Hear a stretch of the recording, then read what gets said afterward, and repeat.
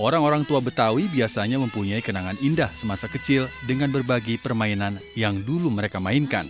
Misalnya permainan cacak gulali.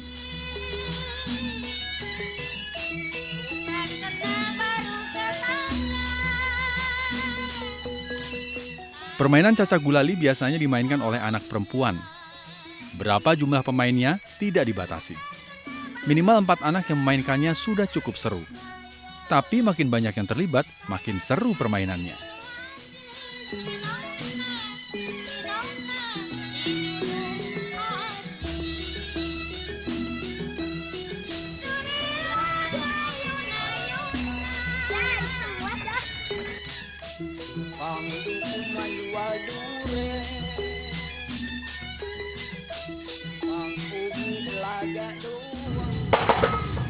Kacang panjang yang panjang jaga. Cara bermainnya sangat mudah, seperti permainan lainnya. Anak-anak memulainya dengan home pimpah dan gum sweet atau sweet. Yang kalah sweet, maka dialah yang jaga. Siap, Safira jaga. Ia harus membungkuk dengan posisi seperti sujud. Cacak gulali gula lobang lobang masuk angin anak raja berpayungan. Gonciriwiriwir gon. Pemain lainnya kemudian duduk melingkari pemain yang berjaga dan meletakkan tangan kanannya di atas punggung atau badan pemain yang berjaga.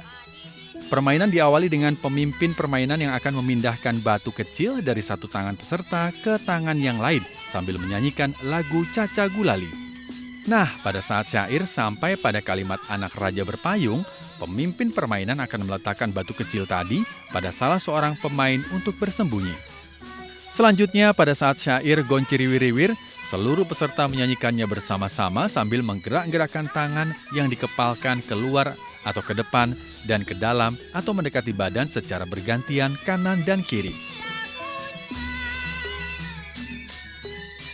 Cacak gulali gula lobang lobang masuk angin anak raja berpayungan. Gerakan seperti ini sebagai tanda memberikan kesempatan pemain yang berjaga untuk menebak pemain yang menyembunyikan batu. Jika belum tertebak, maka pemain tadi masih terus berjaga. Jika berhasil menebak, maka ia digantikan teman yang kena tebakannya. Begitulah seterusnya. Permainan tradisional cacak gulali ini menimbulkan kegembiraan bagi anak-anak. Lebih dari itu, kenangan bermain cacak gulali akan tetap tertanam di hati sampai anak-anak menjadi dewasa. Gonciriwiriwir gonciriwiriwir gonciriwiriwir. Ayo, kita lestarikan permainan tradisional ini.